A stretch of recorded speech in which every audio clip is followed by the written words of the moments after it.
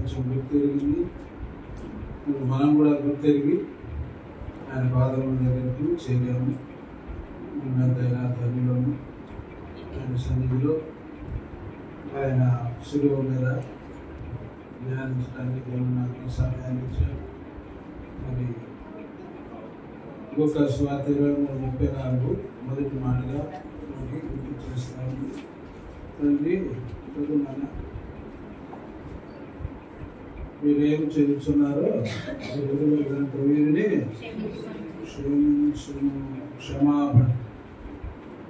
క్షమాపణ గురించి చెప్పాలని మీకు నేను ఆశిస్తున్నాను. క్షమించే దేవుడు మన దేవుడు. క్షమాపణ లేనటువంటి దినాలు మనం ఆయన రక్తము మనల్ని క్షమించినట్లుగా దేవుని వాక్యం గుర్తు చేస్తున్నాం. ఎఫెసీ 1:7 చదువుతున్నాను. ఎఫెసీ 1:7 నలుగురు వార్తగా చదువుతూ ఉన్నట్టు సమయం పొడిగిగా దేవుని కృపా మహదేశ్వర్యమును బట్టి ఆ ప్రియునియందు ఆయన రక్తము వలన మనకు విమోచనము అనగా మన అపరాధములకు క్షమాపణ మనకు ఎందును బట్టి ప్రభువారు మన కొరకు ఆ శిలువలో వేలాడదీయబడి క్షమాపణ దొరికింది మనకి. మరి జగత్తు పునాది వేయబడకు ముందే మనం ఏర్పాటు చేసుకుంటాం. ఆయన ప్రియుని రక్తము వలన మనకు విమోచనము, మన అపరాధములకు ఏం దొరికింది? క్షమాపణ దొరికింది. మన పాపాలకి క్షమాపణ అంతకుముందు లేదు, మనకు క్షమాపణ లేదు. అందుకని ఆ శిలువ మీద దొంగతో ఏమన్నాడు? నేనే నీవు నాతో కూడా క్షమాపణ దొరికింది. ఆయన రక్తము చిందించబడింది, క్షమాపణ దొరికినట్లుగా దేవుని వాక్యము సంగతి ఎబ్రేయులకు రాసిన పౌలు గారు ఒక మాట మనకి గుర్తు చేస్తూ ఉన్నారు.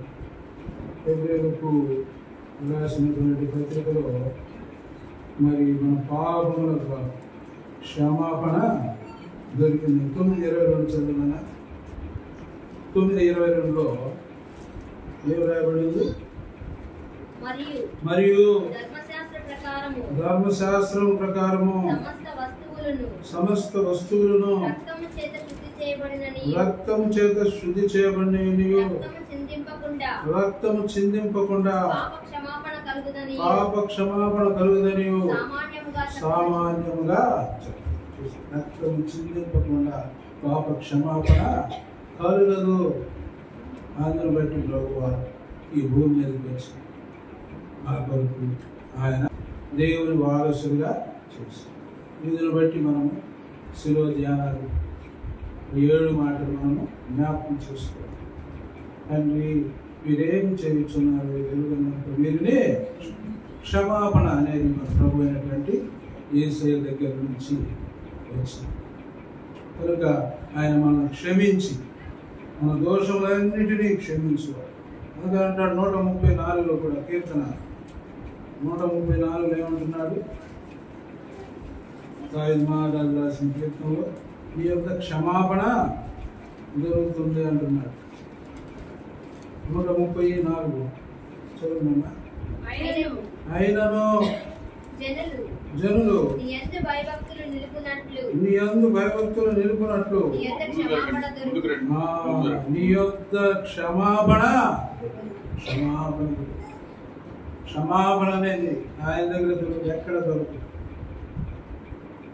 మన పాపాలకి క్షమ, మన రక్తాలకి క్షమాపణ ఆ ప్రభు వారు మనకి ఆయన శిలువలో ఈ యొక్క మరి రక్తం ద్వారా మనల్ని పాపములకు క్షమాపణ కలిగి ఉన్నదని దేవుని వాక్యం మనకి గుర్తు చేస్తాము. కనుక మనం గమనించినట్లే ఆ శిలువ మీద దొంగ ఏ రీతి ఇదిగో దావీదు మహారాజు పాపం చేసినప్పుడు ఆయన నా దోషములన్నిటినీ క్షమించు, ఆయన దగ్గరే మరి క్షమాపణ దొరుకుతుంది.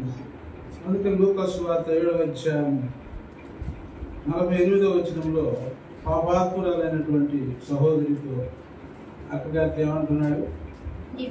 కూర్చున్నానని చూసి ఇంకా ఆయన మన జీవితాలు మన పాపములను క్షమించాడు. పాపం అనే కుండితో ఉన్నప్పుడు ఇదిగో మంచం ఎత్తుకొని ఇంటికి వెళ్ళు, ఈ పాపములు క్షమించుటకు అధికారం ఇచ్చాడు దేవుడు యేసయ్య.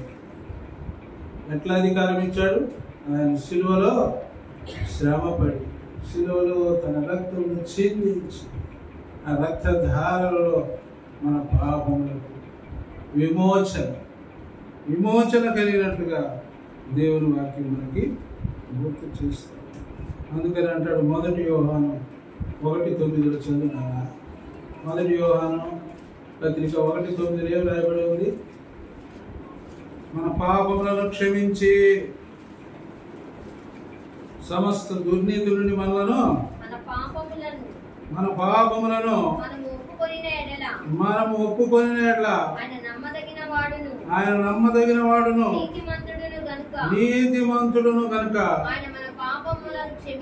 ఆయన మన పాపములను క్షమించి సమస్త దుర్నీతి నుండి సమస్త దుర్నీతి మనల్ని క్షమించి క్షమాపణ దొరుకుతుంది ఆయన దగ్గర. ఎంత మంచి విలువ పెట్టి కొనబడిన వారు మనం ఏర్పాటు చేసుకున్నాం. ఈ శుభదినాన ఈ యొక్క గుడ్ ఫ్రైడే మంచి శుక్రవారం మరి పరిశుద్ధ దినంలో పరిశుద్ధిని జ్ఞాపకం చేసుకుని ఆశీర్వాదకరం నీతిమంతులు జ్ఞాపకం చేసుకున్నట ఆశీర్వాదకరం. కనుక మన జీవితాల్లో మరి ఆ యొక్క మరి పౌలు గారు మన పాపములను యోహాను గారు అంటున్నాడు మన పాపములను క్షమించి సమస్త దుర్నీతి నుండి మనల్ని ఏం చేస్తాడు? ఆయన పవిత్రున్నాడు. అందుకని తండ్రి వీరు ఏమి చేయించున్నారు వీరు ఎరుగరు కనుక వీరిని క్షమించుము అనే మాటే కానీ రెండో మాట యేసయ్యకి రానేలే. ఎందుకంటే దేవుని నీతిని అంతకుముందు అంతా గొర్రె పిల్లల యొక్క మేకల యొక్క రక్తంతో క్షమాపణ దొరికింది, కానీ అది సరైనటువంటి క్రీస్తు రక్తము ద్వారా మనకి పాప విమోచన రక్షణ మరి ఈ యొక్క క్షమాపణ కలిగి ఉన్నదని లేఖన భాగాలు మనకి గుర్తు చేస్తాము. అందుకని అంటున్నాడు క్షమాపణ నిమిత్తము ప్రతివాడు యేసుక్రీస్తు నామమున బాప్తిసం పొందుడి అప్పుడు మీరు పరిశుద్ధాత్మను వరము అని హల్లెలూయా. వేల మంది రక్షించున్నారు. ఎంతమందమ్మా? 1000 మంది రక్షణ. 3000 4000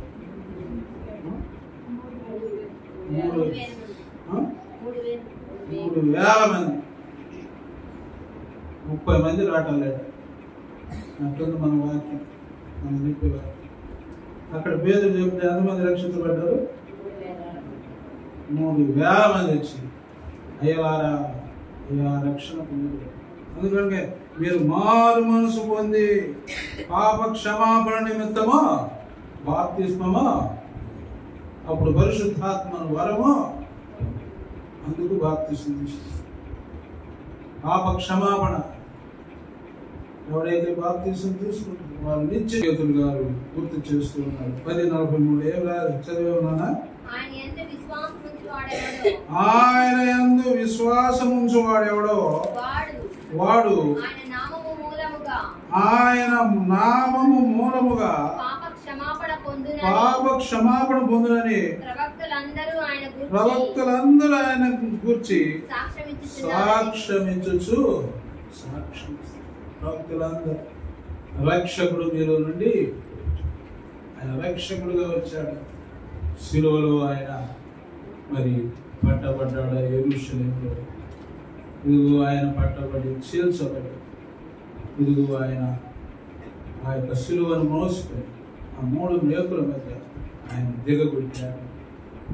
ఆయన అప్పుడు కాబట్టి దయచేసి నీ తండ్రి దేవుని దాసుల అపరాధమును క్షమించుమని వారు యోసేపుతో ఇలాగ మాట్లాడుచుండగా అతడు ఏడ్చెను. హల్లెలూయా. వీడికి మేము దండం పెట్టాలా? అవన్నీ రేజ్ అయింది. అవన్నీ రేజ్ అయ్యి ఏం చేశారు? వస్తున్నాడు వాడు వాడిని గుంటలో పడేసి చంపేద్దాం అసూయతో యోసేపుని ఏం చేశారు? ఆపివేసి. అటువంటి పరిస్థితుల్లో దేవుడు యోసేపుకు ఏం చేశాడు? యోసేపుని ఐగుప్తుకి పాపములను మరి ఆయన తీసివేయుటకు మనుష్య కుమారునికి మాత్రమే అధికారము. ఆయన ఎంత ప్రేమ గల దేవుడు. తండ్రి, మీరేమి చేయుచున్నారో మీరు ఎరుగరు కనుక వీరిని క్షమాపణ ఉన్నది. ఇంకా ఎవరైనా ప్రభుని నమ్ముకోకుండా ఇంకా సరైన రీతిలో సహవాసంలో లేకుండా ఉంటే ఆయన ఈ దినం హెచ్చరిస్తున్నాడు మొదటి మాటతో. ఇదిగో ఆయన క్షమించే దేవుడు. క్షమాపణ ఆయన రక్తంలో ఉంది. మనం కూడా క్షమించాలి. మా అమ్మోళ్ళు కానీ మా నాయనలు కానీ క్షమాపణ, మా నాన్నగారికి క్షమాపణ చెప్పకపోతే ఆ యొక్క సుంకర్ ఏమన్నాడు? దేవా, పాపినైన నన్ను క్షమించు అన్నప్పుడు ఏమన్నాడు యేసయ్య? ఈ యొక్క పరిశీలన కంటే ఈ సుంకరి పాత్రలు ఆయన సన్నిధిలో నిలవగలిగాము, ఇక్కడ జీవించగలుగుతున్నాం మీతో. కనుక ప్రియ సోదరుడా, యేసయ్య కూడా మనం క్షమించాం. క్షమాపణ కలిగినటువంటి దేవుడు. ఆయన గద్దించే దేవుడు కాదు, నిన్ను పాడు చేసే దేవుడు కాదు. ఆయన మన పాపములన్నిటినీ ఆయన వారం మీద మోసుకొని ఆ శిలువలో వేలాడే దేవుడు. మొదటి మాట, తండ్రి మీరేమి చేయించున్నారో మీరు ఎరుగరు కనుక వీరిని. ఇంకెవరైనా యేసయ్య నమ్ముకోకుండా క్షమాపణ ఆయన దగ్గరే ఉంది, ఇంకెక్కడ లేదు క్షమాపణ. ఆయన దగ్గర మాత్రం మన పాపాలకి పాపాలను క్షమించగలిగిన అధికారం ఎవరు? మన ప్రభు అయినా వీరిని క్షమించయ్యా అంటున్నాడు. ఒక పక్క చంపల్లో అవుతున్నాడు, ఒక పక్క చీల్చి ఎగతాళి చేస్తున్నాడు. శిలువ మీద నువ్వు దేవుని కుమారుడు అంటే సిగ్గు లేదా? దిగు అని సర్చ్ చేసుకుంటూ ఈ భూమి మీద ఆయన కృష్ణుడిగా జీవితం. దేవుడి కొద్ది మాటలు మనం ఇక్కడ జీవించి ఆశ్రయించింది.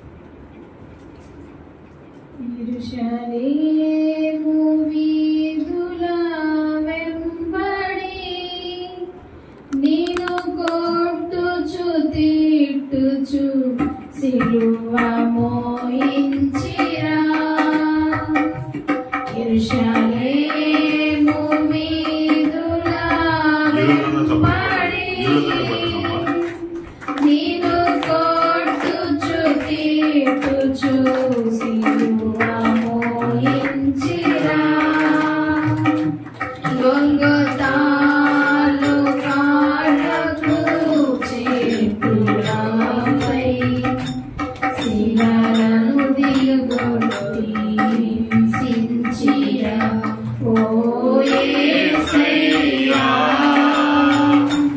మహిమా స్వరూపా, ఎంత ప్రేమ నాపై పరిశుద్ధుడా, చిన్న సంగతిగా వర్ణింపను.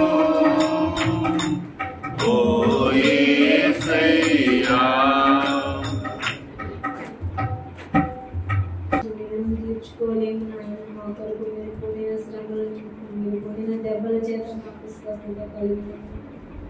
మమ్మల్ని మీ రాజ్యానికి వారసులుగా చేయడానికి మీరు ఇచ్చిన గొప్ప భాగ్యానికి మేమేమిచ్చి మీరు తీర్చుకోలేము నాయన. ఇది వసూలులో మొదటి మాటగా తండ్రి, మీరేం చేయించున్నారో మీరు ఎరుగరు, మీరు క్షమించమని మీ ప్రేమను కనపరిచారు నాయన. ప్రభా యేసయ్య, అలాగే ప్రభా రెండో మాట చెప్పబోతున్న మీ బిడ్డలు మీ పాదాచరణ జ్ఞాపకం చేసుకుని నాయన. మొదటి మాట చెప్పిన నీ దాసులకు మీరు ఇచ్చిన జ్ఞానాన్ని బట్టి వందనాలు. రెండో మాట చెప్పబోతున్న నీ బిడ్డను కూడా మీ ఆత్మతో నింపమని అడుగుతూ తండ్రి, సిలువలో పలికిన 7 మాటలు ఇక్కడ ధ్యానించుతున్నప్పుడు ఇంకా రక్షణ లేని వారు ప్రభా, వారి హృదయాలను మీరు కదిలించండి నాయన. ప్రభా, మిమ్మల్ని సొంత రక్షకుడిగా అందరికీ రుచిలాగా సహాయం చేయమని అడుగుతూ ఇచ్చిన సమయానికై వందనాలు చెల్లించుకుంటూ త్వరగా రానైన యేసయ్య నామమున అతి వ్యక్తులు విని అడిగి వేడుకుంటున్నాను తండ్రి. ఆమేన్. సమయం అదొకన రెండవ ధ్యానం చేస్తాం.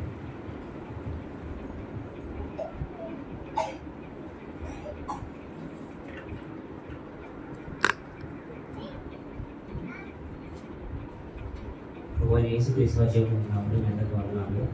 ఈరోజు నేను చెప్పబోతున్న మాట, నేడే నీవు నాతో కూడా పరదేశంలో ఉందో అనే మాట ధ్యానించుకుంది. ఇది చూసి ఇంకా ఆయన వాళ్ళతో నీవు నాతో కూడా పరదేశంలో ఉందో అని చెప్పాడు. ఆయనతో నేడు నీవు నాతో కూడా పరదేశంలో ఉందువు, నిశ్చయంగా నీతో చెప్పుచున్నానని. అంటే జీసస్ ఇచ్చేశాడనమాట పర్మిషన్. అంటే నువ్వు నాతో కూడా పరలోక రాజ్యంలో ఉంటావు నిశ్చయంగా అని జీసస్ పర్మిషన్ చేశాడు. అంటే మనం కొన్ని చూస్తే విశ్వాసం ఎలా ఉంటుందంటే, అబ్రహాము కలిగిన విశ్వాసం ఉంటుంది అనమాట అందరికీ. మనం అంటే పూర్తిగా విశ్వాసం వచ్చినప్పుడు, బాప్తిసం పొందుకొని ఆయన ఆత్మీయతలో నడవబడేటప్పుడు మనకి ఎలా ఉంటుందంటే, విశ్వాసం అనేది అబ్రహాము కలిగినటువంటి విశ్వాసం అనేది ఉంటుంది అనమాట. అంటే ఇప్పుడు మనం దేవుని నమ్ముతున్నాం కాబట్టి అది మనం అందరం నీతిమంతులు అన్నమాట. ఇప్పుడు ఏమని చెప్పాడంటే అబ్రహాంతో ఏమని చెప్పాడంటే, అబ్రహాముకు నువ్వు నన్ను విశ్వసించావు కదా, అది నీకు నీతిగా ఎంచబడి అని చెప్పాడు కదా. అలాగే మనందరికి కూడా దేవుడిని నమ్మినప్పుడు మనకు విశ్వాసం కలుగుతుందని నా నమ్మకం అన్నమాట. అప్పుడు మనం విశ్వాసం నీతిమంతులం అయ్యాం కాబట్టి మనము ఒకవేళ బాప్తిసం తీసుకొని పాపం చేసినా కానీ, పాపం కాదు పొరపాటు చేసినా కానీ మనం రక్షించబడతామని, దేవుని క్షమాపణ అడిగినప్పుడు మనం రక్షించబడతామని నేను నమ్ముచున్నాను అనమాట. అయితే ఇంకోటి ఏంటంటే, పరలోక రాజ్యం అనేది ఎలా ఉంటుంది అనేది దేవుడు ఎలా చెప్పాడంటే ఒక షార్ట్ మెసేజ్లో చెప్పాడు అనమాట. అంటే ఒక ఉపమాన రీతిగా చెప్పాడు అనమాట. ఎక్కడంటే మత్తయి సువార్త 20వ అధ్యాయంలో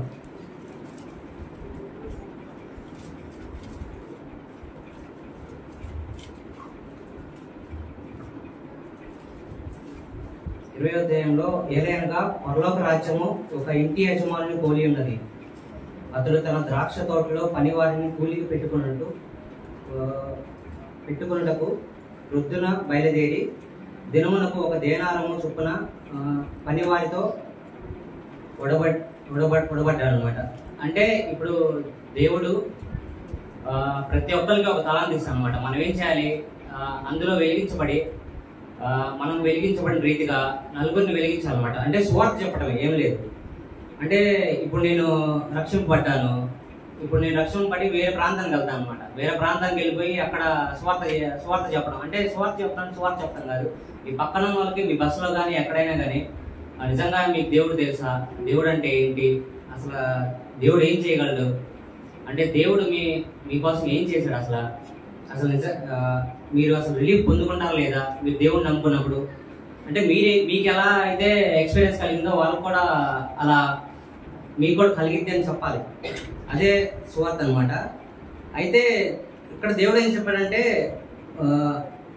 మొదట ఎప్పటి నుంచో నమ్ముకున్నారు, బాప్తిసం పొందారని కాదు కానీ, అంటే సిలువలో దొంగ ఎలా అయితే నమ్ముకున్నాడో అలానే ఇక్కడ కూడా చెప్తున్నాను అనమాట. అంటే ఫస్ట్ వాళ్ళు, అంటే ఇదంతా ఒక షార్ట్ మెసేజ్ అనమాట, ఇది సరిగ్గా టైం పడుతుంది. ఏంటంటే దీనిలో ఏం చెప్పాడంటే, ఫస్ట్ పొద్దున వెళ్ళినప్పుడు అందరూ పనికి వస్తారు అనమాట ఒక యజమానుడి దగ్గరికి. యజమానుడి దగ్గర పనికి వచ్చినప్పుడు దేవుడు వాళ్ళతో ఉడంబడి పడ్డాడు కదా, ఒక మానకు ఎంతకో పడ్డాడు కదా. అయితే దాని ప్రకారం వాళ్ళకి ఇచ్చాయన్నమాట తలాంతులు. ఇచ్చేసినప్పుడు వాళ్ళకి సాయంత్రానికి ఇచ్చేస్తాం అనమాట. మధ్యలో కొంతమంది మళ్ళీ బజార్ కానీ సువార్తకు కానీ వెళ్తారు అనమాట. మనం సువార్తకు అనుకున్నాం, సువార్తకు వెళ్తాడు దేవుడు, మళ్ళీ కొంతమంది రక్షిస్తాడు. నిన్న మన చర్చిలో రక్షణకి ఆయన సృష్టికర్త కాబట్టి వీళ్ళందరూ నడిపించింది ఎవరంటే యేసుక్రీస్తు వారు అనమాట. అంటే అబ్రహాముకు విశ్వాసం కలిగింది, విశ్వాసంతో ఆయన నీతిమంతుడిగా ఎంచబడ్డాడు. దావీదు కృపను పొందుకున్నాడు, ఆయన కృపలో నడిచి ఎన్నో ఆశీర్వాదాలను పొందుకున్నాడు. సొలొమోను వచ్చేసి జ్ఞానం పొందుకొని అద్భుతంగా ఆశీర్వదించబడ్డాడు. అట్టి రీతిగా మనం కూడా ఇవన్నీ పొందుకున్నాం, కానీ మనం ప్రేమలో నిర్జీవంగా ఉన్నట్లయితే సున్నం కొట్టి సమాధుల వల్లే ఉంటాం అనమాట. అప్పుడు మనం ఏం చేయాలంటే, యేసుని నమ్మినట్లయితే మనము ఆయన ప్రేమలో కొనసాగినట్లయితే మనం మనం ఆయన కృపని వీటన్నిటిని పొందుకుని పైన చెప్పబడినటువంటి విశ్వాసమును, కృపను, జ్ఞానం మూటిని పొందుకొని ఆయన పరిశుద్ధాత్మ ద్వారా మనం ముందుకు కొనుక్కోబడతాం అనమాట. అయితే ఫైనల్ అల్టిమేట్ గోల్ ఏంటంటే మనం దేవుని రాజ్యంలో ఉండటమే. అదే రెండవ పదం కూడా జరిగిందనమాట. ఇప్పుడు పౌలు చెప్తాను అనమాట. పౌలు ఏంటంటే కంప్లీట్ సంపూర్ణంగా క్రీస్తుని పాటించాను అనమాట. ఎలా అంటే, నేను క్రీస్తుని పోలి నడుచుకున్న ప్రకారం మీరు నన్ను పోలి నడుచుకోండి అన్నాడు కదా. అంటే ఆయన ఆల్రెడీ చేశాడు అనమాట, సంపూర్ణుడు అయ్యాడు. కాబట్టి మనం కూడా సంపూర్ణతలోకి రావాలని, ఆయన పోలి నడుచుకోవాలని ఆయన చెప్తున్నాడు అనమాట. అంటే అల్టిమేట్ గా ఎవరంటే జీసస్. ఆ సాక్ష్యం ఏదనగా, దేవుడు మనకు నిత్య జీవం దయచేసిన ఈ జీవం ఆయన కుమారుని అన్నది. ఇదే అనమాట అల్టిమేట్ గా మనకు కావాల్సింది. అంటే మనం జీసస్ నమ్మితే, మనకి జీసస్ నమ్ముకొని ఆయన చెప్పిన ప్రకారం పాటిస్తే, ఆయన ఆత్మ ఫలాలు అన్నిటినీ కంప్లీట్ గా దయచేసి ఒక్కొక్కరిని ఒక్కొక్క కృపను పొందుకొని కృపావరములతో ముందుకు సాగిపోవాలని నా కోరిక అనమాట. ఆమె సమయం ఇచ్చిన మిత్రులకి, సంఘానికి వందనాలు.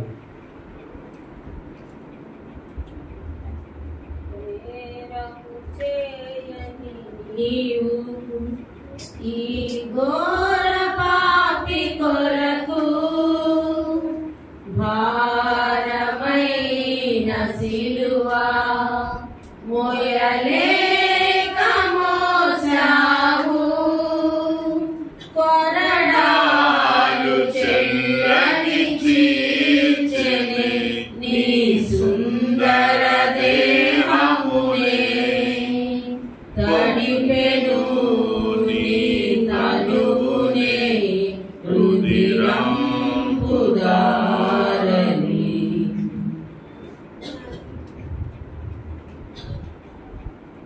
రెండవ మాట ధ్యానం చేసినటువంటి సహోదరులు రఘునాథ్ కొరకు మనందరం ప్రార్థన చేద్దాం. మూడవ మాట ప్రభువైన యేసుక్రీస్తు శిలువలో పలికిన మూడవ మాట, యేసు అమ్మా ఇదిగో నీ కుమారుడు అని తన తల్లితో చెప్పాను. తర్వాత తన శిష్యుని చూసి ఇదిగో నీ తల్లి అని చెప్పాను. యోహాను సువార్త 19వ అధ్యాయం 26-27 వచ్చిన ఈ మూడవ మాట సహోదరులు ఎస్ రాజేష్ మరి ధ్యానం చేయాలని కోరుతా ఉన్నాం. ప్రార్థన చేసుకుందాం. పద్మాంటి ప్రార్థన చేయండి.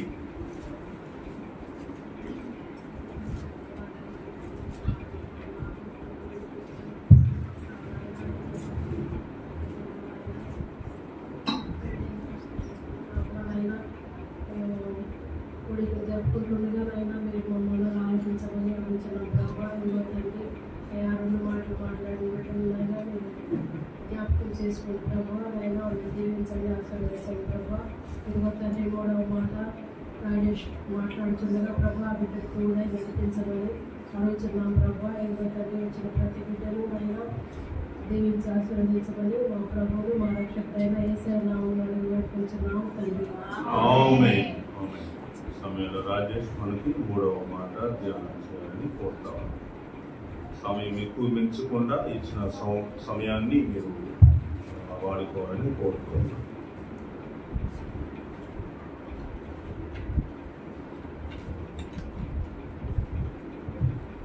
యేసుక్రీస్తు నామములో మీ అందరికీ వందనాలు తెలియజేస్తూ ఉన్నాను.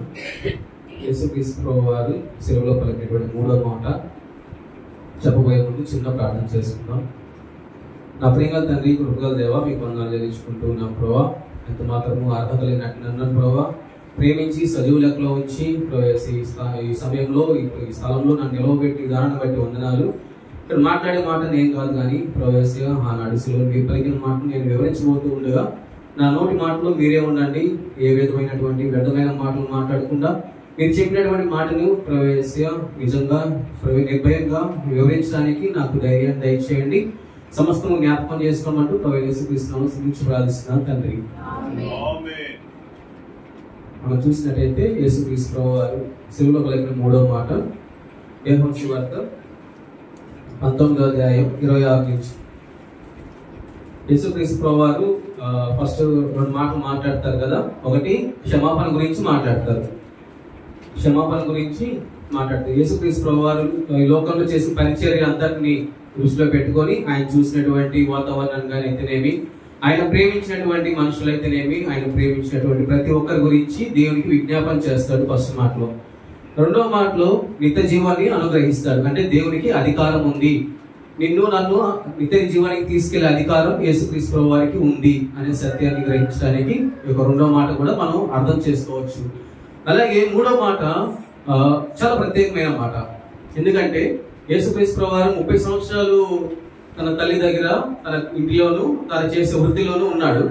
30 సంవత్సరాల తర్వాత యేసుక్రీస్తు ప్రభువారు దేవుని పిలుపు మేరకు సేవకు వచ్చిన తర్వాత తన తండ్రి ఇంటిని, తన తల్లి ఇంటిని, తన సహోదరులు అందరిని విడిచిపెట్టి ఆయన కేవలం యేసుక్రీస్తు ప్రభువారు తన తండ్రి ఏదైతే బాధ్యత అప్పగించాడో ఆ బాధ్యతని నెరవేరుస్తూ వచ్చాడు కదా. అయితే కానీ ఇక్కడ మనం ఈ వచనంలో చూసినట్టయితే మళ్ళీ తల్లిని ఒకసారి గుర్తు చేసుకున్నట్టుగా బైబిల్ సెలవిస్తా ఉంది. ఇది నిజంగా తల్లిని గుర్తు చేసుకున్నాడా? లేదు చెప్పాలి కాబట్టి ఇప్పుడు అందరూ అంటారు కదా, చనిపోయే ముందు మొత్తం సృష్టి అంతా మన దృష్టికి కనిపిస్తుంది, మనం చేసినవన్నీ కనిపిస్తాయి అంటారు కదా. అలాంటి మీనింగ్ ఏమన్నా ఈ మాటలో ఉందా? చూసినట్టయితే అసలు ఎందుకు ఆ సమయంలో యేసుక్రీస్తు ప్రభువారు ఆ పాట మాట్లాడాడు? దేవుడి మాట నేను ఒప్పుకుంటే నేను భయపడాల్సిన పని లేదు అని పరుగున వెళ్ళి తన సహోదరుని పలకరించింది, సంతోషపడింది, ఇక్కడ కొన్ని రోజులు గడిపినట్టుగా బైబిల్ సెలవిస్తా ఉంది. సో మొట్టమొదటిగా తన తల్లి ఆ భయాన్ని, ఈ లోకము ఏమంటుందో, ఈ లోకము తనని ఎన్ని నిందిస్తుందో అన్నింటినీ ఎదిరించి పరిశుద్ధాత్మ దేవుడు చెప్పినటువంటి మాటను తను తీసుకొని దానికి నిర్ణయానికి కట్టుబడి తనకు గర్భం దాల్చింది పరిశుద్ధాత్మ శక్తి వలన. కాబట్టి అంత అవమానాన్ని భరించింది కాబట్టి దేవునికి యేసుక్రీస్తు ప్రభువారికి తన తల్లి అంటే ఎప్పటికీ ఏముంటుంది? ప్రేమ ఉంటుంది. రెండో పాయింట్, కొడుకు ఎంత చెడ్డవాడైనా తల్లికి ఏమవుతాడు?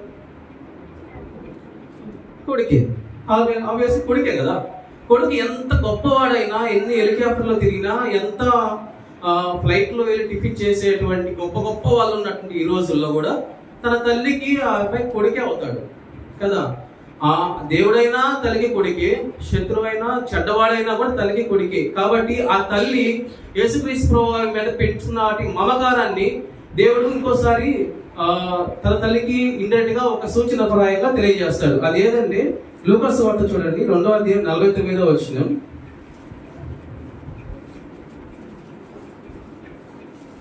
లూకాసు సువార్త 2వ అధ్యాయం 49వ వచనం.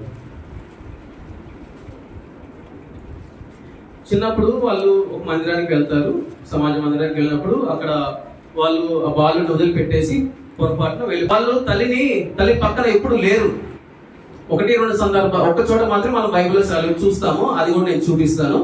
కానీ తన తల్లిని వాళ్ళు ఎప్పుడు కూడా విడిచిపెట్టినట్టుగానే ఉంది. తన తల్లిని ఎప్పుడు వాళ్ళు ఆదరించినట్టుగా బైబిల్ సెలవేయట్లేదు. కాబట్టి తన తల్లి ఒంటరిగా ఉంది. ఆ సమయంలో తన తల్లిని ఒంటరిగా చూసిన ఎవరికైనా సరే, ఒంటరిగా ఒక ఆపదలో కానీ ఒక్కతే ఉన్నప్పుడు చూసిన ఎవరికైనా సరే జాలి కలుగుతుంది కదా. దేవునికి కూడా తన తల్లి పట్ల ఉన్న ప్రేమ, అమితమైన ప్రేమను బట్టి దేవుడు ఏం చేశాడు? తన తల్లిని ఒంటరిగా వదలకూడదు. ఈ రోజు మనం కూడా మన సొంత ప్రయోజన లాభాల కోసము, మన సొంత లాభాల కోసం మనం తల్లిదండ్రులు విడిచిపెట్టే వాళ్ళు ఉంటారు, కట్టుకున్నటువంటి వాళ్ళు విడిచిపెట్టే వాళ్ళు ఉంటారు, పిల్లల్ని విడిచిపెట్టి వెళ్ళిపోయే వాళ్ళు ఉంటారు. కానీ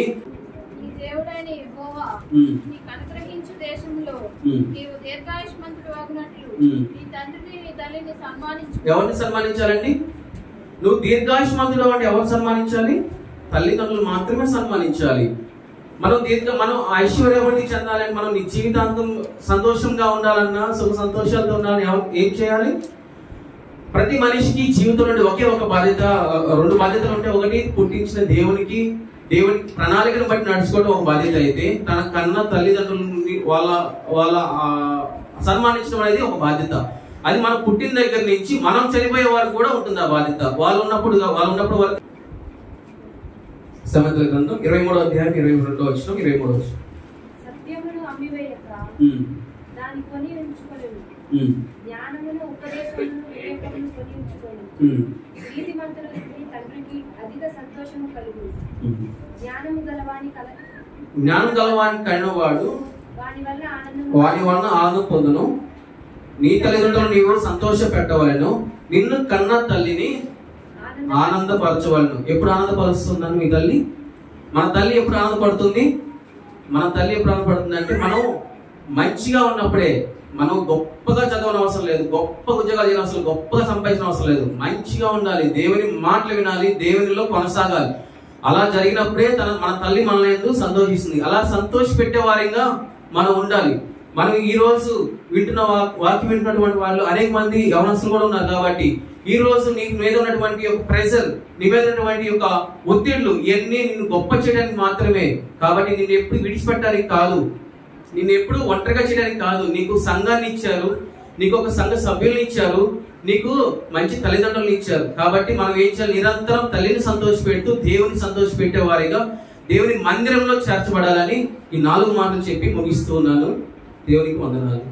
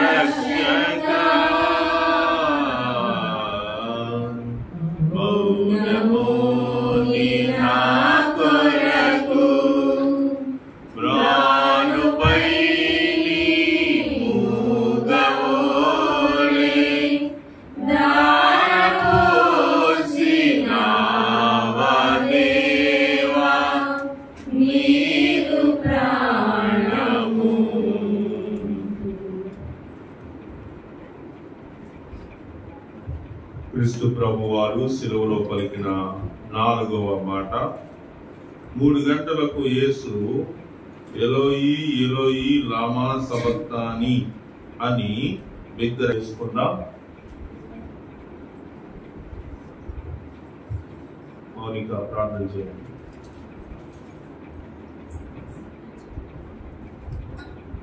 ప్రేమ కృపాకనికరం కలిగిన నా ప్రియపరలో గొప్ప తండ్రి, మీకు బంగారు పాదములకు స్తుతులు స్తోత్రాలు చెల్లిస్తున్నాను. ప్రభువా, ఇంతవరకు మీ యొక్క బలిష్టమైన రెక్కల చాటును భద్రపరచి ఆయన తండ్రి సజీవుడిగా ఉంచి ఈ రీతిగా ఆయన తండ్రి ఆయన ప్రభువా ఏలయనగా మనమింకా బలహీనమై ఉండగా క్రీస్తు యుక్త కాలమున భక్తిహీనుల కొరకు చనిపోయెను. నీతిమంతుని కొరకు సహితము ఒకడు చనిపోవుట అరుదు. చూడండి ఇక్కడ 6వ వచనంలో క్రీస్తు యుక్త కాలం నుండి ఏలయనగా మనమింకా బలహీనమై ఉండగా క్రీస్తు యుక్త కాలమున భక్తిహీనుల కొరకు చనిపోయెను. యుక్త కాలం 33.5 సంవత్సరంలోనే ఆయన మన కొరకు చనిపోయాడు. నీతిమంతుని కొరకు సహితము ఒకడు చనిపోవట అరుదు. పాపులమైన మన కొరకు దేవుడు చనిపోయాడు. నీతిమంతులైన వారి కోసం చనిపోవటం కూడా అరుదంట. అసలు ఎవరు చనిపోతారు? భార్య చనిపోతే భర్త చనిపోతున్నాడా? బిడ్డలు చనిపోతే తల్లిదండ్రులు చనిపోతున్నారా? ఎవరు చనిపోరు. ఆయన మరి మనల్ని చూసి మరి ఆ తండ్రి నా బిడ్డలు నశించిపోతున్నారు అని సంతాపపడుతూ తన ముద్దు కుమారుణ్ణి మన కొరకు ఈ లోకానికి పంపించాడు. అది సత్యం, అది నమ్మాలి. అది నమ్మకపోతే శిక్ష తప్ప ఏమీ లేదు. రేపు రక్షణ పొందకపోతే మరి పరలోక రాజ్యంలో తీర్పులో నుంచున్నప్పుడు నీకు తెలియదన్నప్పుడు మరి రాళ్ళు సాక్ష్యం పలుకుతాయి అంట. ఫలానా వారి ద్వారా నీకు వాక్యం అందించబడింది, నువ్వెందుకు రక్షణ పొందలేదని మరి రాళ్ళు సాక్ష్యాలు చెప్తాయి అంట. మరి ఇదే మిక్కిలి అనుకూల సమయం, ఇదే రక్షణ దినం. మారు మనసు పొందండి. పొందిన వారు ఏదైనా పాపాలుంటే కడుక్కోవాలి, దేవుని చెంత అడగాలి. ప్రభా, నేను ఈ పాపంలో ఉన్నాను, దయచేసి నన్ను క్షమించు అని దేవుణ్ణి అడగాలి. మరి కళ్ళు మూసుకుందాం. నాకు ఈ సమయం ఇచ్చినందుకు మరి పాస్టర్ గారికి, సంఘానికి వందనాలు, మిత్రాకి వందనాలు. కళ్ళు మూసుకుందాం. అందరు కళ్ళు మూసుకోండి.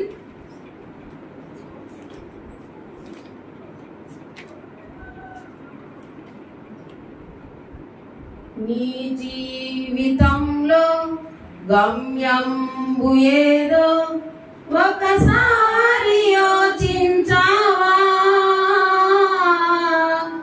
ఈనాడే నీవు ప్రభు యేసు కొరకు నీ హృదయమర్పించవా? నీ తల్లి గర్భమున నుండినప్పుడే నిన్ను చూచే ప్రభు కన్నులు, నీ తల్లి గర్భమున నుండినప్పుడే నిన్ను చూచే ప్రభు కన్నులు. యోచించినావా ఏ రీతి నిన్ను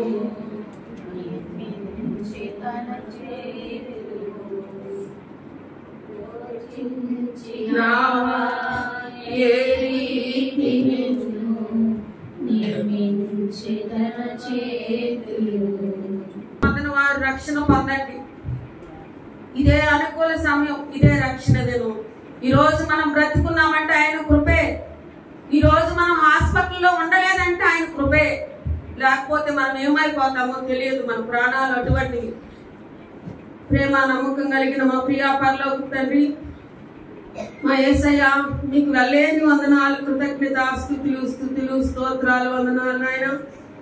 రీతిగా ప్రభా మరి వాక్యం చెప్పడానికి మీ సిలువలో మరి ప్రభా మరి 4వ మాట చెప్పడానికి నాకు ఇచ్చిన ఈ సమయాన్ని బట్టి మీకు వందనాలు తండ్రి. ప్రభా నేను నీకేమి ఇవ్వలేను నాయన. ప్రభా నేను ప్రార్థించడం తప్ప, ఆరాధించడం తప్ప నేనేం చేయలేను తండ్రి. నేను చెప్పిన వాక్యం ప్రభా విత్తబట్టడానికి నాయన, ఫలించడానికి మీ కృప చూపించమని ప్రభా మీరే తోడైనమని నేను చేసిన ప్రభా పరిచర్యలో ప్రభా ముద్ర వేయమని నాయన యేసు క్రీస్తు ప్రభు నామంలో ప్రార్థిస్తున్నాను తండ్రి. ఆమేన్.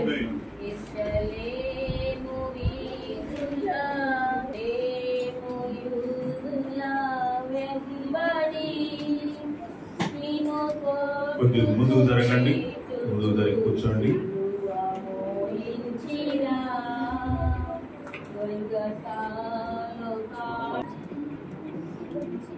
మైక్ లేదా?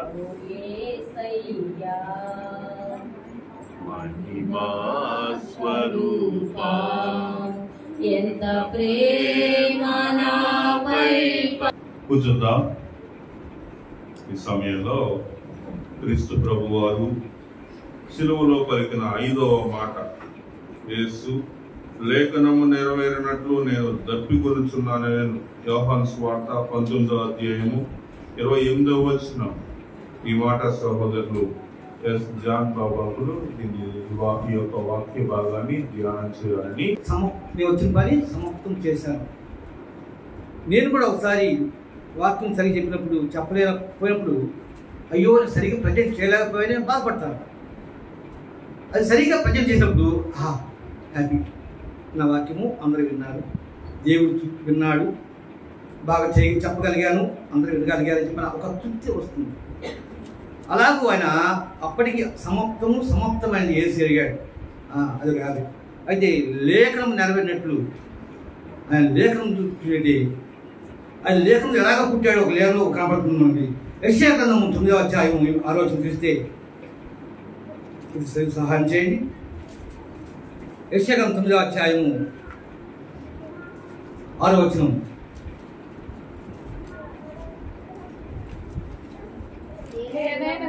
ఏలయనగా మనకు శిశువు పుట్టెను, మనకు కుమారుడు అనుగ్రహింపబడును, ఆయన భుజం మీద రాజ్యభారం ఉండెను. ఆశ్చర్యకరుడు, ఆలోచనకర్త, బలవంతుడైన దేవుడు, నిత్యుడు తండ్రి, సమాధానకర్త అధిపతి అని అతనికి పేరు పెట్టబడిను. అయితే ఇది ముందుగానే ప్రవచించాడు. ఏ విధంగా మనకు శిశువు పుట్టెను, మన కోసమై, మనం పాపంలో ఉండగా ఆయన మన కోసమై శిశువు పుట్టాడు, మనకు కుమారుడు అనుగ్రహించబడి చెప్పినాక ప్రత్యేకంగా చెప్తున్నారు. అలాగే చూస్తే మీకా గ్రంథంలో మీకా గౌరవ చిన్న మాట చెప్తున్నాడు. మీకు 5వ అధ్యాయము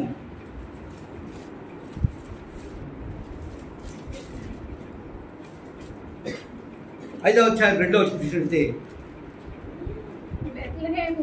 బెత్లెహేము ఎఫ్రాతా యూదావారి కుటుంబంలో నీవు స్వల్ప గ్రామమైనను నా కొరకు ఇశ్రాయేలు ఏలబోవారు నీలో నుండి వచ్చును. ఇది స్పష్టంగా చూడాలంటే మత్తయి సువార్త పాటగా స్పష్టంగా కనబడుతుంది. మత్తయి సువార్త 2వ అధ్యాయంలో 2వ అధ్యాయం 5వ వచనం చూసితే, యూదా దేశ బెత్లెహేమా నీవు యూదా ప్రధానుల్లో ఎంత మాత్రం అల్పమైన కావు. ఇశ్రాయేలు నా ప్రజలు పరిపాలించు అధిపతి నీలో నుండి వచ్చును అని అక్కడ మీకా గారు ఇక్కడ ప్రవచించారు. అయితే ఇలాగూ ఆయన గురించి ముందుగానే ప్రవచించారు. యేసు ప్రభు వస్తారు, ఎందుకంటే మనం పాపంలో ఉన్నాం, ఒక రక్తం కావాల్సి ఉంది. అయితే అది దేవుని రక్తం చేత అది శుద్ధి చేయాలంటే ఒక మరణం లేని ఒక రక్తం, పరిశుద్ధమైన రక్తం కావాలి. అది ఎవరు పుట్టారంటే అక్కడ అది దానికోసమై అక్కడ కుమారుడు వచ్చాడు. మనం చూసినట్టే హెబ్రీ రాసిన పత్రిక 10వ అధ్యాయంలో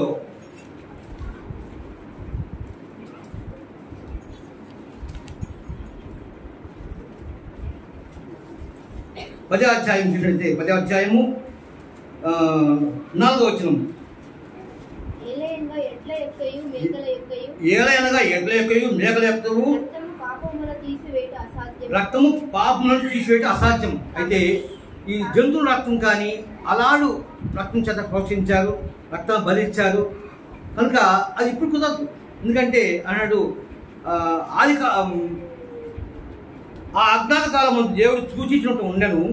అయితే ఇప్పుడైతే అంతట్లో అందరూ మార్పు పొందాలి.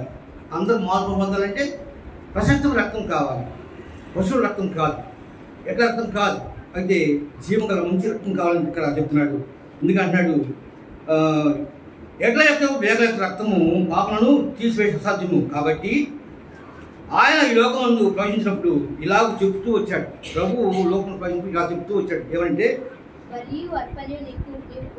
బలియు అర్పణ నీవు కోరలేదు కానీ నాకు ఒక శరీరం అమర్చితివి, పూర్ణ హోమములను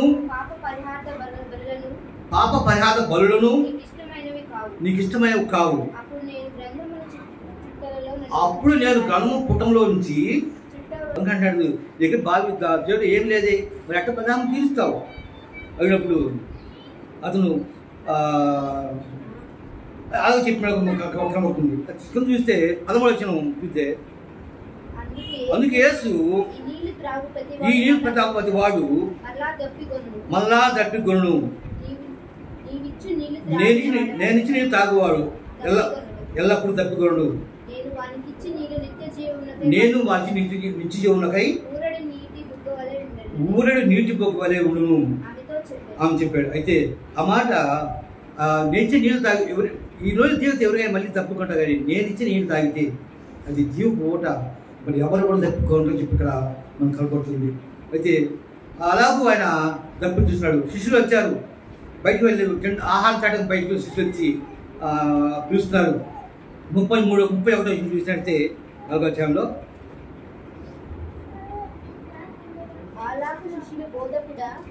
శిష్యులు బోధకుడా భోజనం చేయమని ఆయన అడిగింది. భుజించడానికి మీకు తెలియని ఆహారం నాకు ఉన్నదని వారితో చెప్పారు. అయితే మీకు తెలియని ఆహారం నాకు వచ్చింది, నాకు భోజనం సరిపోయిందంటే రెండే బిడ్డలు కావాలనుకుంటాడు అనువాళ్ళు. అందుకంటున్నాడు 34వ వచనం, యేసు వారిని చూచి నన్ను పంపిన వారి చిత్తము నెరవేర్చటయు ఆయన పని తుదముట్టించుటయు నాకు ఆహారం అయినది. అయితే ఆహారం ఏంటంటే ఆ వచ్చిన పని చేర్చడం, నన్ను పంపిన వారి పని నేను నెరవేర్చడం నాకు ఆహారమైనది, నాకు దాహమైనది అంటున్నాడు. అయితే ఇక్కడ పని నెరవేర్చాడు, అక్కడ ఒక ఆత్మను రక్షించాడు. అయితే ఈయన పోయి అనేక ఆత్మలు రక్షించినట్టుగా మనం కనబడుతుంది ఆ సమయంలో కానీ. అయితే అప్పుడు ఆయనకి అన్నాడు, మీకు తెలియని ఆహారం నాకు ఒకటి వచ్చింది, నేను ఆహారం తీసుకున్నాను అంటున్నాడు. నా తండ్రి చేత నెరవేర్చి నాకు ఆహారం అంటున్నాడు. అయితే అలాగూ ఆయన ఆహారం తీసుకున్నట్టుగా కనబడుతున్నాడు. అయితే ఆయన ఎప్పుడు కూడా నీళ్ళు తాగినట్టుగా మనం కనపడలేదు. అందుకంటాడు ఆయన ఏం జీవజలం ఆహారం అయితే ఆయన అడిగేది ఎవరు? అందుకంటాడు యోహాను సువార్త 7వ అధ్యాయం చూసినట్టే 7వ అధ్యాయం 37వ వచనం.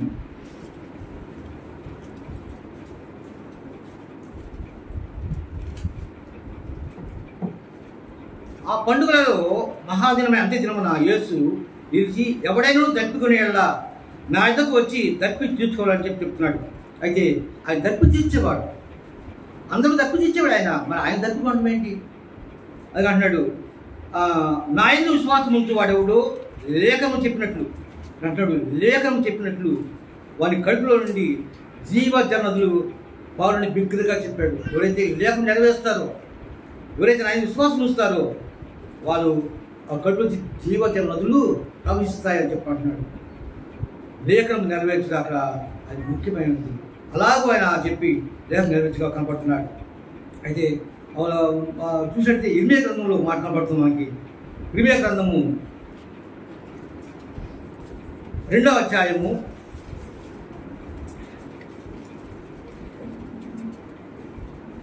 13వ వచనం. నా జనులు 2 నేరములు చేసి ఉన్నారు. నా జనులు 2 నేరములు చేసి ఉన్నారు. జీవజలములు ఊటనైన నన్ను విడిచి ఉన్నారు. చూసారా, ఆయన జీవజలం ఓటంట. జీవజలం ఓటే నన్ను విడిచి ఉన్నారు. తమ కొరకు తొట్లను అనగా బద్దలై నీళ్లు నిలవ తొట్లను తొలపించుకొని ఉన్నారు. అయితే ఆయన జీవజలకు ఓట. ఆయన ఓట మనం వెళ్ళాలి, కానీ ఆయన దాహం తీసుకున్నాడు కాదు, మన దాహం తీర్చేవాడు ఆయన. అయితే ఆయనే గొప్ప జలనిధి, జీవజల ఓట ఆయన. ఆయన ఓట మనం వెళ్ళాలి, అలాగ మనం దప్పి తీర్చుకోవాలి. ఆయన దప్పి తీర్చేవాడిగా మనం కనబడుతున్నాడు.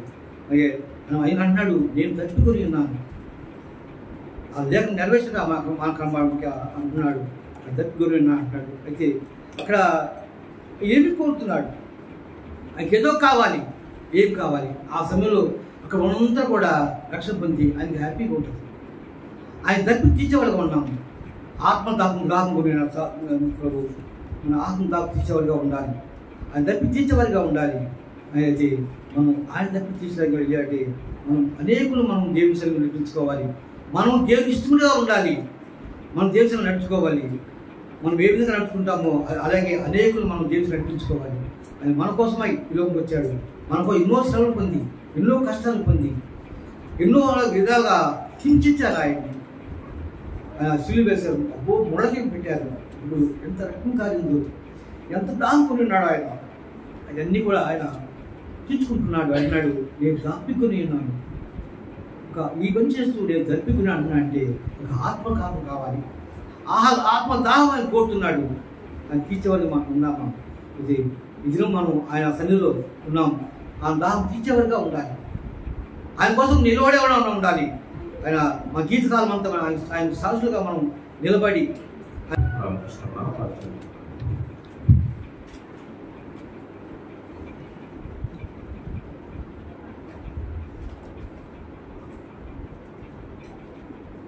పరిశుద్ధుడైన పవిత్రుడైన యేసుక్రీస్తు నామములో మీ అందరికీ వందనాలు తెలియజేసుకుంటున్నాను. ఇంతవరకు కూడా 5 యేసుక్రీస్తు ప్రభు వారు సిలువలో పలికిన 5 మాటలను సహోదరులు ధ్యానించారు. 6వ మాటగా యోహాను సువార్త 19వ అధ్యాయం 30వ వచనాన్ని మనం ధ్యానించుకున్నాం. ఆయన నేను ఇతర పట్టణంలోనూ దేవుని రాజ్య సువార్తను ప్రకటింపవలెను. ఇందు నిమిత్తమే నేను పంపబడినని వారితో చెప్పి చాలు. ఇక్కడ ప్రభువారు ఆయన ఈ లోకానికి వచ్చిన ఉద్దేశము ఏంటి అంటే ఆయన ఒక ప్రణాళికతో వచ్చాడు. ఆయన బీదులకు సువార్తను చెప్పుటకు, చెరలోనున్న వారిని విడిపించడానికి, గుడ్డి వారికి చూపుని ఇవ్వడానికి, నలిగిన వారిని విడిపించడానికి ఆయన ఈ లోకానికి వచ్చాడు. అంత మాత్రమే కాదు, ఆయన రాజ్య సువార్తను ప్రకటించడానికి వచ్చాడు. ఇంకా అనేకమైన విషయాలు ఉన్నాయి. ఆయన యోహాను సువార్త 10వ అధ్యాయం 10వ వచనంలో ఆయన అంటాడు, నేను జీవము కలుగు చేయటకు వచ్చాను అని అంటాడు. ఈ లోకానికి ఆయన ఎందుకు వచ్చినా అంటే ఆయన యోహాను సువార్త 10వ అధ్యాయము 10వ వచనం అంటాడు. ఒకసారి చూద్దాం. గొర్రెలకు జీవము కలుగుటకును గొర్రెలకు జీవం కలుగుటకును అది సమృద్ధిగా కలుగుటకును అది సమృద్ధిగా కలుగుటకును నేను వచ్చితినని నిశ్చయముగా చెప్పుచున్నాను. నేను నిశ్చయముగా చెప్పుచున్నాను. నేను గొర్రెలకు మంచి కాపరిని. నేను గొర్రెలకు మంచి కాపరిని. మంచి కాపరి గొర్రెల కొరకు తన ప్రాణము పెట్టును. చాలా ఇంకా యోహాను రాసిన మొదటి యోహాను పత్రిక 3:8 వచనంలో ఆయన అంటాడు, అపవాది క్రియలను లయం చేయడానికి నేను వచ్చి ఉన్నాను అని అంటాడు. లూకాసు వార్త 12:49 వచనంలో నేను అగ్నివేయ వచ్చి తిని అని అంటాడు ఈ లోకానికి ఆయన. ఇంకాను యోహాను సువార్త 18:37 వచనంలో నేను సత్యము గురించి సాక్ష్యమించడానికి వచ్చానని చెప్తా ఉంటాడు యేసు ప్రభు వారు. అలాగే యోహాను సువార్త 1:29 వచనంలో నేను లోక పాపములను మోసుకొని పో దేవుని గొర్రె పిల్లగా వచ్చానని చెప్పి మాట్లాడుతూ ఉంటాడు.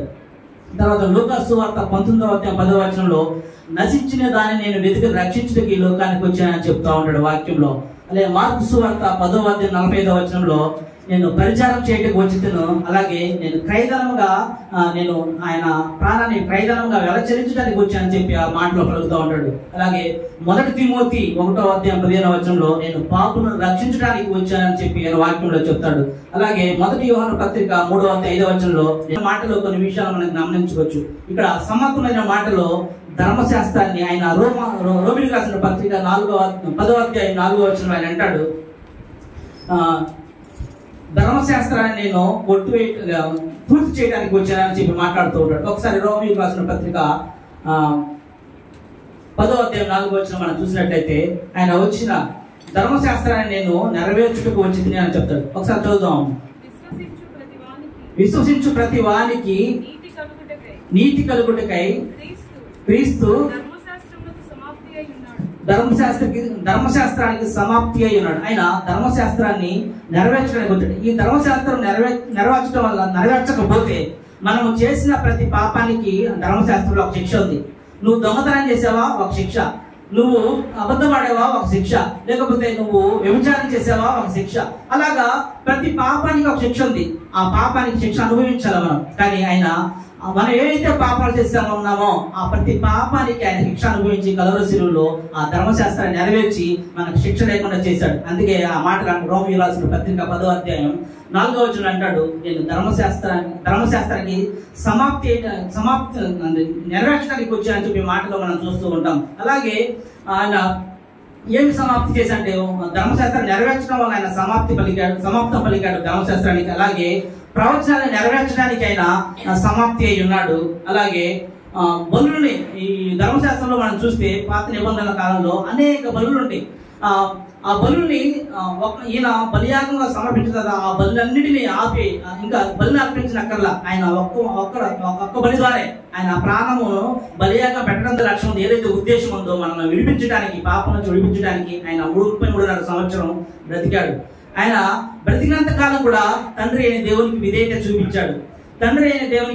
చూపించాడు. అలాగే ఆ విధేయతలో ఆయన ఉద్దేశం నెరవేరే వరకు ఈయన సమాప్తము అని చెప్పేంత వరకు దేవుని యొక్క మాటకు విధేయత చూపిస్తూ ఆ లక్ష్యాన్ని ముందర పెట్టుకొని ఆ లక్ష్యం కొరకు జీవిస్తూ దేవుని మహిమార్థం కొరకు జీవించి దేవుని తన ఆత్మ అర్పించినట్టుగా మనం చూస్తాం.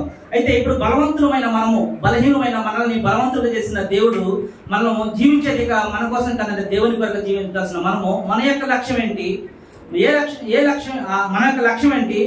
మనము ఏ లక్ష్యం కొరకు జీవించాలంటే దేవుడు వాక్యంలో ఒక మాట చెప్తాడు, మీరు పుట్టినది మనము దేవుని మహిమార్థం కొరకు పుట్టామంట. మనము ఈ లోకంలో ఎందుకు పుట్టామంటే దేవుని మహింపరచుకు మనం పుట్టామంట. దేవుని మహింపరిచే లక్ష్యంలో మనం జీవిస్తూ తండ్రి మాటకు విధేయత చూపిస్తూ దేవుని వాక్యానికి విధేయత చూపిస్తూ మన ప్రాణం ఉన్నంత వరకు తండ్రి అయిన దేవుడు ప్రభు అయిన యేసుక్రీస్తు ఎలాగ తండ్రికి తన యొక్క జీవితాన్ని వచ్చిన ఉద్దేశాన్ని ప్రణాళిక నెరవేర్చి సమాప్తమైన దేవుడు చెప్పాడో అలాగ మనం చెప్పగలిగినప్పుడు గొప్ప ఆయన ఒక మాటను చెప్తాడు. మనం అలాంటి జీవితాన్ని జీవించి మన పరలోకి వెళ్ళినప్పుడు బలా మంచి దాసుడు అనే ఒక గొప్ప బిరుదును అలాగే గొప్ప బహుమతిని మన కోసం ఏర్పరుస్తాడంట.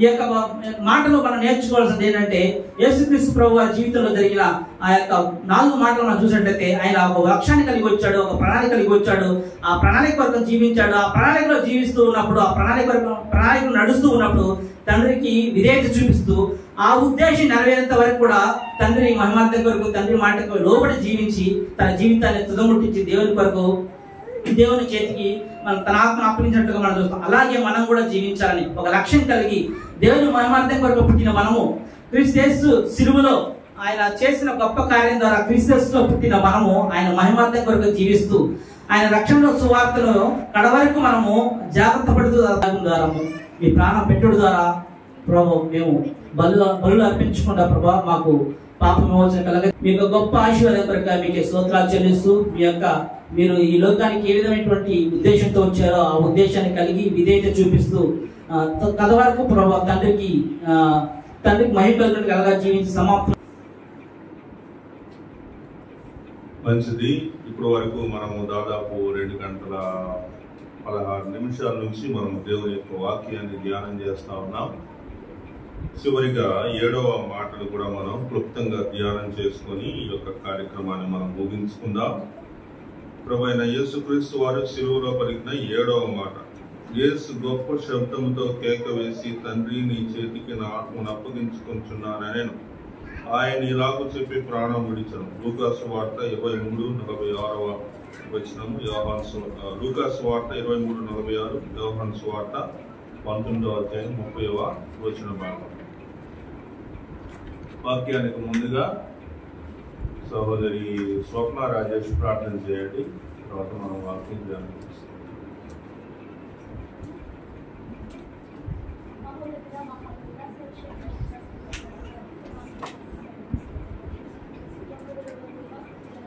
పాత కెమెరా నిండిపోద్ది నాడు అనే విషయాన్ని మనం గమనిస్తూ ఉన్నాం.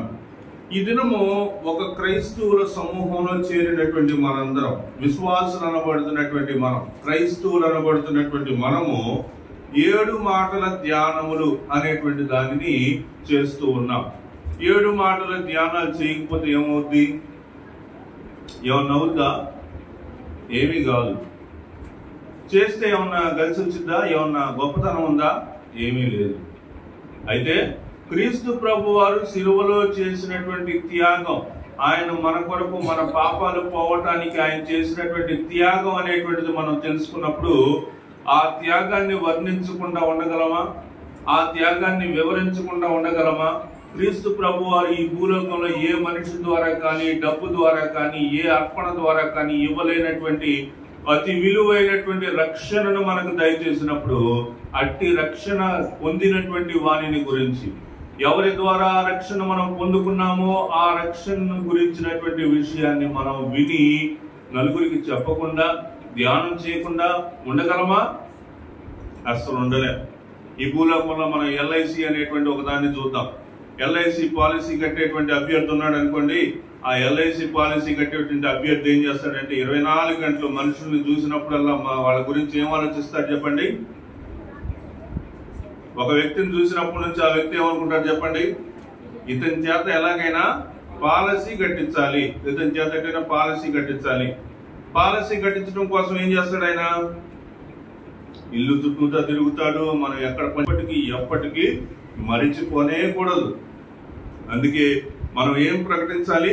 ఆయన యొక్క సిలువను ప్రకటించాలి. మనం ఏం ప్రకటించాలి? ఆయన యొక్క సిలువను మనం ప్రకటించేటువంటిది ఈ భూలోకంలో మనం ఏ సువార్త, సిలువ సువార్త మనం ప్రకటిస్తా ఉన్నారనమాట. కాబట్టి నేను నా ఇంటి